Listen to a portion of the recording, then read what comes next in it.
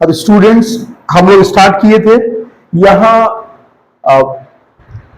Passes के बारे में, जो दर्रा है उसके बारे में। और कल हम लोग समझ पाए थे कि यहाँ पर भारत के ये जम्मू कश्मीर और ये हिमाचल का जो क्षेत्र है, ये जो अक्साई चीन अभी चीन के कब्जे में है, इस क्षेत्र में मुख्य पासेस जो हैं यानी दर्रे हैं वो कैसे कैसे हैं। तो आइए हम लोग स्टार्ट करते हैं और इसको देखते हैं कि कहाँ कहाँ है। एक बार रिकैप कर लेते हैं जल्दी से हम लोग। देखिए हम लोग को क्या ध्यान में रखना है, इसको जब पढ़ रहे हैं तो इस समय क्या ध्यान रखना है, कैसे ध्यान रखना है।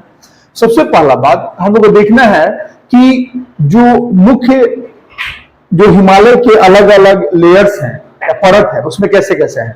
हम जानते हैं कि जो पार हिमालय है, इसको इंग्लिश में ट्रांस हिमालय कहते हैं, उसमें 3 तरह के परत है, 3 तरह के क्रम है। कौन कौन क्रम है? पहला है हमारा काराकोरम, दूसरा है हमारा लद्दाख और तीसरा है हमारा जास्कर। ठीक है, तो अब चूंकि 3 क्रम है तो देख लीजिए हम तीनों क्रम से जो महत्वपूर्ण दर्रे हैं, पासेज, उनको हम पिक करते हैं, उठाते हैं। ठीक है, तो एक देखिए पहला में तो जिस नाम से ये श्रेणी है या क्रम है उसी नाम से दर्रा भी है, कोई दिक्कत नहीं है हम लोग को। दूसरा है कि ये जो आपका लद्दाख श्रेणी है, इसमें लद्दाख श्रेणी में आप देखिए कि हम 2 महत्वपूर्ण दर्रे का पासेज का बात कर रहे हैं। एक तो आपका खारदुंगला है यहाँ पर, और दूसरा क्या है? दूसरा हमारा ये जो यहां से चांगला वाला, ठीक है, चांगला ये है। तो इसका खूबी ये तो सामान्य रूप से ऊपर में आने जाने के लिए है, ऊपर वाले क्षेत्रों में। लेकिन चांगला का महत्व ये है, ध्यान देने वाली बात यहां पर ये है कि चांगला जो है यहीं से होकर के सिंधु नदी जो आती है, ये तिब्बती क्षेत्र से यहीं होकर के सिंधु नदी प्रवेश करती है अपने भारत में, और फिर यहां होते हुए और यहाँ जो आपका नंगा पर्वत है वहां से मूर्ति है, दक्षिण की तरफ मूर्ति है, और इधर आकर के हमारा वो अरब सागर में आकर गिर जाती है। ठीक है, तो इस पर हम लोग ध्यान देते हुए एक चीज देखते हैं कि इस पर हम लोग एक बात ध्यान दे पा रहे हैं कि ये जो है ये चांगला है, इसको ध्यान में रखना है, एक बहुत ही इंपॉर्टेंट है। और ये चांगला और खारदुंगला ये 2 इंपॉर्टेंट है यहाँ पर। ठीक है, ये तो ऊपर वाले क्षेत्रों में है, जम्मू के बर्फीले क्षेत्रों में है। तो ये किस श्रेणी में है? तो लद्दाख में। 2 हो गया, हमको ध्यान में रखना है। तीसरा चीज जो ध्यान में रखना है वो जास्कर, इस क्रम में पार हिमालय यानी ट्रांस हिमालय के क्रम में हम लोग को जो ध्यान देना है ये जास्कर श्रेणी। जास्कर श्रेणी में भी 2 है इंपॉर्टेंट, ध्यान दीजिए। कौन कौन है जास्कर श्रेणी में? एक फुटुला। फुटुला दर्रा क्या है? तो देखिए यहाँ पर श्रीनगर है, हमारा ये जो घाटी क्षेत्र है, कश्मीर का घाटी क्षेत्र, यहाँ श्रीनगर, और श्रीनगर को लेह से, लेह जो लद्दाख क्षेत्र में, लद्दाख में वहां पर लेह ये क्षेत्र है, तो श्रीनगर को लेह से जोड़ने वाला ये हाईवे है। ठीक है, राष्ट्रीय सड़क है। और ये जो सड़क है इसमें 2 मुख्य दर्रे हैं यहाँ पर, एक जोजिला है यहाँ पर और दूसरा जो है यहाँ पर फोटुला है। तो फोटुला और ये दूसरा जो बारालाचला है, जो कि कहाँ है? जास्कर श्रेणी में। ये फोटुला और ये बारालाचला, बारालाचला किसको किसको जोड़ रहा है? तो बारालाचला जो जोड़ रहा है वो आपको मनाली, मनाली कहाँ है, किस राज्य में? हिमाचल प्रदेश में मनाली, और लेह जो ऊपर वाले क्षेत्र में, लद्दाख क्षेत्र में। ठीक है ना, तो ये मनाली को अगर लेह से जोड़ना है, उसके लिए एक पास है, उसके लिए एक दर्रा है और उसका नाम है बारालाचला। ठीक है, तो ये बारालाचला और फोटुला का महत्व इससे है कि ये आपको श्रीनगर से लेह को जोड़ने के लिए फोटुला का महत्व है, दूसरा आपको मनाली को लेह से जोड़ने में किसका महत्व है? बारालाचला का। ठीक है, तो ये दोनों इंपॉर्टेंट है। और ये किस श्रेणी में है, किस क्रम में है? जास्कर में। ठीक है, अब ये 3 तो हम लोग देख लिए, अब आगे आते हैं। अब आगे हमारा क्या है? तो आगे बृहद हिमालय या हिमाद्री है। ठीक है, तो यहां पर हमारे 2 पासेस हैं, बर्जिला पास और जोजिला पास। तो जोजिला के बारे में अभी हम बताए हैं कि श्रीनगर से लेह को जोड़ने में इसका महत्वपूर्ण भूमिका है, ये भी है यहाँ पर रास्ते में। और दूसरा जो बर्जिला पास है ये ऊपर के बर्फीले क्षेत्रों में, अगर ऊपर ऊंचाई के बर्फीले क्षेत्रों में जाना है तो इस दर्रा या इस पास की मदद से हम लोग आते जाते हैं। ठीक है, इसका ये महत्व है। आगे देखिए कि मध्य हिमालय में जो हम पढ़े हैं, मध्य हिमालय को हम हिमाचल भी कहते हैं, तो मध्य हिमालय में हमारा 3 तरह का दर्रा या पास है। वो कौन कौन सा है? तो पहला पीर पंजाल पास या दर्रा। पीर पंजाल आप जानिएगा कि हिमाचल हिमालय है या मध्य हिमालय है या लघु हिमालय है, सब एक ही का नाम है। तो इसमें अलग अलग छोटे छोटे क्रमों में बांटा गया है इसको। इसमें सबसे पहला है पीर पंजाल, उसके बाद से धौलाधर, और इसी तरह से अन्य अन्य करके उसको हम लोग आगे पढ़ना है ये चीज।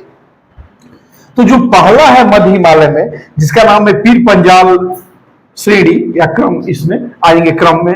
तो इसमें पीर पंजाल क्रम में आप देखिएगा, जो कि हिस्सा किसका है? तो मध्य हिमालय का या हिमाचल हिमालय का, ठीक है ना।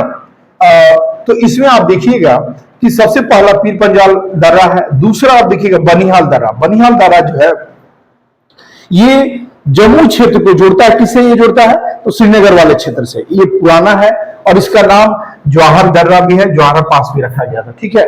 तीसरा आइए और महत्वपूर्ण, जो इस पीर पंजाल रेंज को, इस क्रम को समाप्त करता है और इसका विस्तार यहीं तक है, निश्चित करता है, ये कौन है?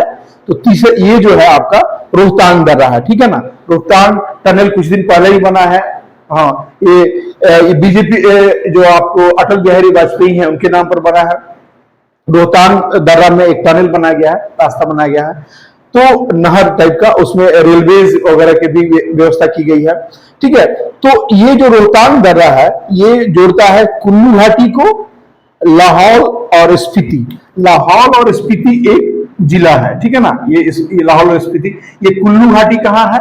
ये कुल्लू घाटी आपको हिमाचल का ये क्षेत्र है, हिमाचल का है। लाहौल स्पीति ऊपर वाले लद्दाख का है, ठीक है ना। यह लद्दाख या मिला हुआ क्षेत्र है, दोनों में बटा हुआ रहता है। ये बड़ा एक विस्तृत बर्फीला क्षेत्र है, पूरा बहुत दूर तक बर्फीले क्षेत्र है लाहौल और स्पीति के।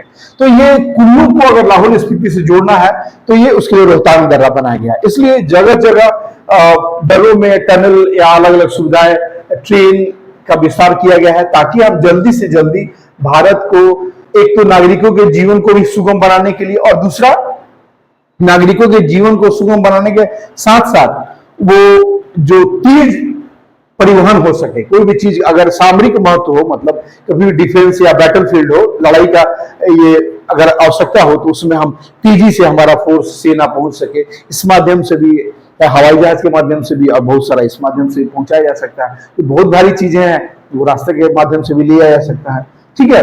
तो ये सारा एक समझ है, इसको हमको जानना है इस बारे में, ठीक है। अब एक काम करते हैं, हम करंट अफेयर्स कल नहीं कर पाए थे, उसको थोड़ा तेजी से हम करेंगे अभी।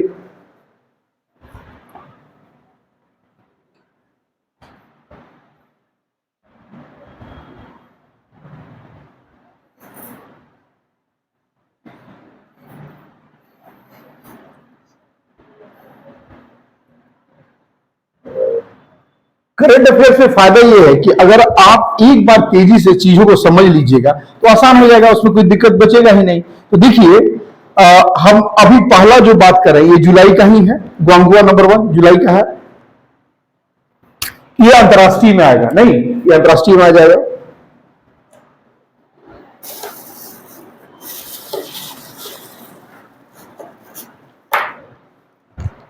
अभी जुलाई वाले को हम लोग कंटिन्यू कर रहे हैं, और यहां पर आप देखिएगा कि जुलाई महीने के अंतरराष्ट्रीय में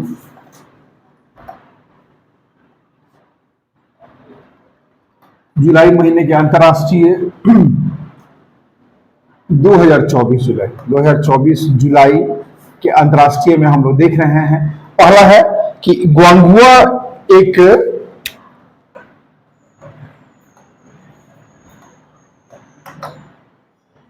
ग्वांगुआ नंबर 1, ये क्या है? एक इमोशनल रोबोट है। ये है एक इमोशनल, या हिंदी में लिख लीजिए भावुक, इमोशनल रोबोट है। इसको कहां डेवलप किया गया है? इसको चीन में डेवलप किया गया है। ग्वांगुआ नंबर 1 इसको चीन में डेवलप किया गया है, और इसके साथ इसमें कंपनी भी फ्यूडन यूनिवर्सिटी में, क्योंकि सारा रिसर्च वर्क कहीं ना कहीं यूनिवर्सिटी में होता है, इसको चीन के फ्यूडान यूनिवर्सिटी में इसको विकसित किया गया है।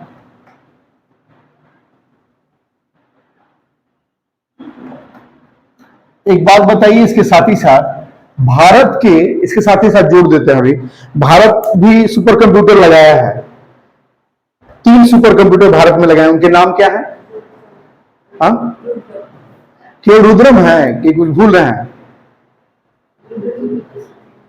परम रुद्र, परम रुद्र क्या नाम है? परम रुद्र। इस बार का घटना है, कुछ ही दिन पहले हुआ है, यानी सितंबर महीने का आप कहेंगे। परम रुद्र 3 स्थानों पर लगाया गया है और उसका काम है कि तरह तरह का मौसम का जानकारी या डाटा प्रोसेसिंग, और इसके अलावा बहुत सारे रिसर्चेज, हर विभाग का उसमें समन्वय किया जाएगा। और इस तरह से हम भारत जो है अभी मात्र 11 सुपर कंप्यूटर ही अभी डेवलप कर पाया है या अभी लगाए हुए सिस्टम में।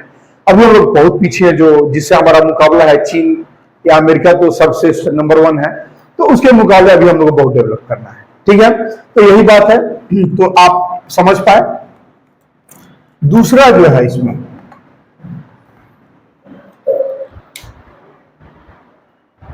देखिए कि अभी ईरान के राष्ट्रपति का जो जिनकी हत्या हुई थी, वो उनका क्या नाम था? ईरान के राष्ट्रपति का उनका क्या नाम था जिनकी हत्या हुई थी?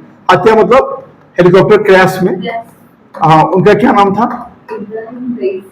इब्राहिम रईसी। ये जानने वाली योग्य बातें हैं। इब्राहिम रईसी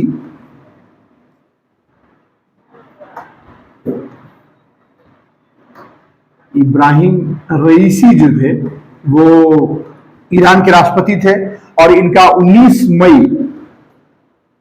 मई 2024 को हेलीकॉप्टर क्रैश में, याद रखने वाली बात है, हेलीकॉप्टर क्रैश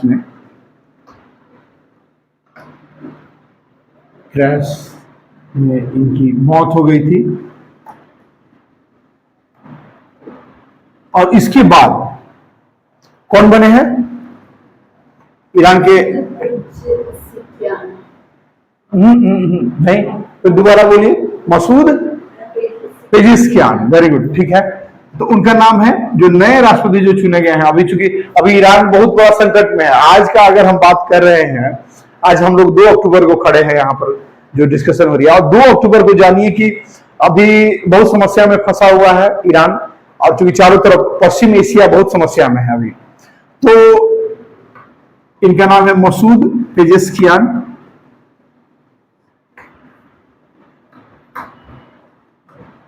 पेजेशकियान है ये, इसको इंग्लिश में आप लिख सकते हैं मसूद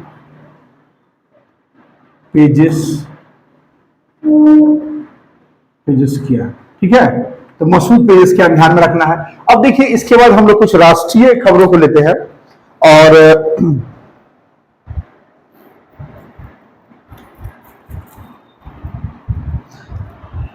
एक सेबेक्स 2 है, नहीं इकोनॉमिक। और देखिए लोकार्नो जो फिल्म फेस्टिवल है, उसमें चूंकि शाहरुख खान को क्यों मिला, एक सोचने वाली बात है। एक्चुअली शाहरुख खान की बहुत सारी फिल्में स्विट्जरलैंड में शूट की गई हैं। अब यूरोपियन हम जानते हैं कि आर्थिक रूप से बहुत ही सेंसिटिव है, आर्थिक हित के लिए बहुत, ऑलरेडी 2 वर्ल्ड वार लड़ चुके हैं और तीसरा वर्ल्ड वार भी हो ही रहा है, एक तरह समझिए शुरुआत हो चुका है। तो वो आर्थिक रूप से बहुत ज्यादा सजग रहते हैं, इसलिए वर्ल्ड वार लड़ना पड़ता है बेचारे को बहुत हमेशा ही। तो लेकिन भारत में थोड़ा इसको लेकर के सहिष्णुता है, आपस में मेल भाव है, तो इसको लेकर के इतना ज्यादा सख्ती नहीं रहता है, क्योंकि हम लोग बियॉन्ड इस जीवन को भी देखते हैं। शायद इसका दर्शन का ही ये महत्व है कि हम लोग इस तरह से हैं, ठीक है। तो अब देखिए कि हम लोग दूसरा अब देख लेते हैं, लोकार्नो फिल्म फेस्टिवल। अब लोकार्नो फिल्म फेस्टिवल हुआ है ये स्विट्जरलैंड में। लोकार्नो फिल्म फेस्टिवल स्विट्जरलैंड में हुआ है, और इसमें इनमें जो शाहरुख खान को एक्टर है, भारतीय एक्टर, ये पहली बार हुआ है, पहले एक्टर शाहरुख खान को इनको लाइफ टाइम अचीवमेंट या कैरियर, हाँ वही बात एक ही है, एक अलग अलग वर्ड, कैरियर अचीवमेंट इसको इंग्लिश में ही लिख दें, चलिए पहले हिंदी में लिखते हैं। Career achievement award.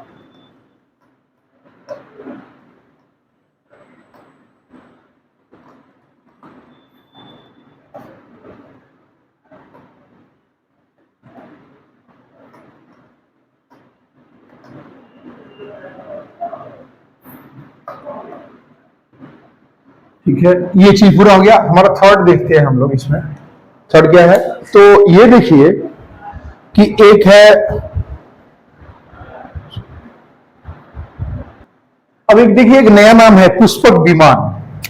ठीक है, अब पुष्पक विमान क्या है, आपको लगेगा कि रामायण के समय का कुछ है क्या ये पुष्पक विमान, तो शायद उसी तरह का है कुछ, लेकिन अभी रामायण का समय नहीं है। अब देखिए पुष्पक विमान ये है क्या, एक्चुअली क्या है कि इसरो भारत में ये सब कोई भी सैटेलाइट या लॉन्च व्हीकल के जिम्मेदार कौन एजेंसी है, इसरो है, भारत सरकार का। अभी प्राइवेट सेक्टर धीरे धीरे ग्रो कर रहा है और आगे आने वाले समय में उम्मीद करते हैं कि ग्रो कर पाएगा अच्छा से अच्छा।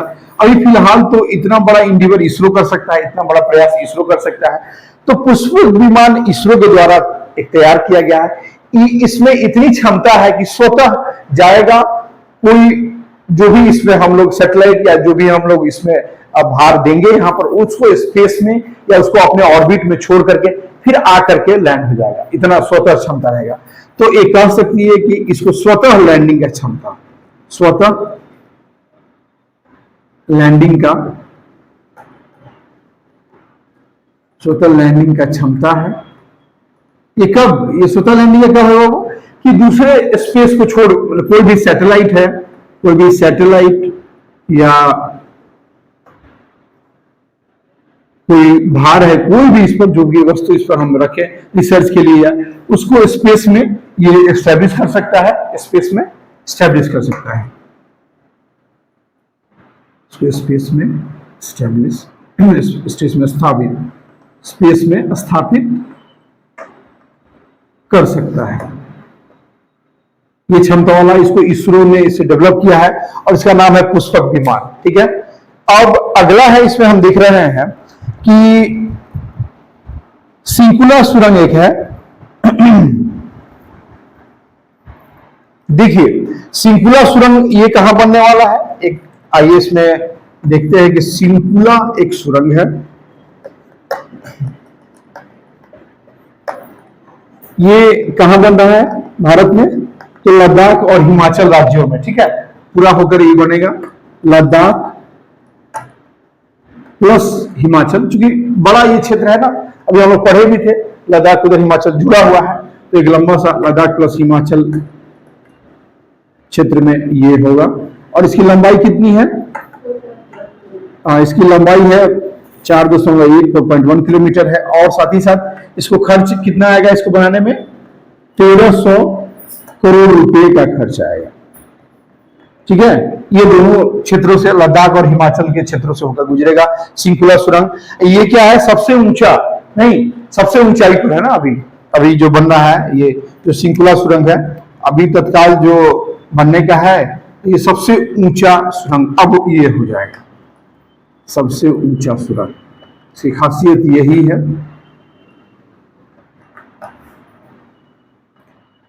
भारत सरकार जम्मू कश्मीर को लेकर बहुत सेंसिटिव है और इसके लिए बहुत अंतर्राष्ट्रीय राष्ट्रीय हर तरह के प्रयास हो रहे हैं। उसी प्रयास में ये सब है, तरह तरह के सुरंग बनाना, रोहतांग उसमें अटल टनल बनाना और अन्य टनल्स का, अन्य पासेस का, अन्य दरों का जो विकास किया जा रहा है, जो डेवलप किया जा रहा है, इसी का एक भाग है।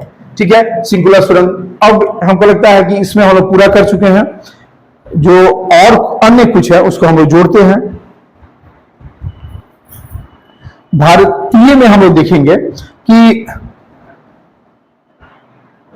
एक भारत सरकार चाहती है कि मेक इन इंडिया का हम लोग ये करें।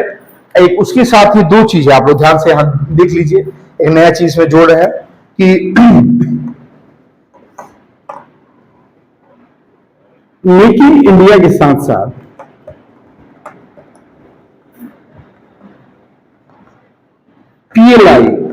पीएलआई क्या है, प्रोडक्शन लिंक्ड इंसेंटिव स्कीम, मतलब जो उत्पादन से जुड़ा हुआ जो प्रोत्साहन दिया जाएगा पैसा, इसलिए पीएलआई स्कीम कहिए इसको। इन दोनों के तहत हमारे राष्ट्रीय जो डिफेंस सेक्टर है, जो रक्षा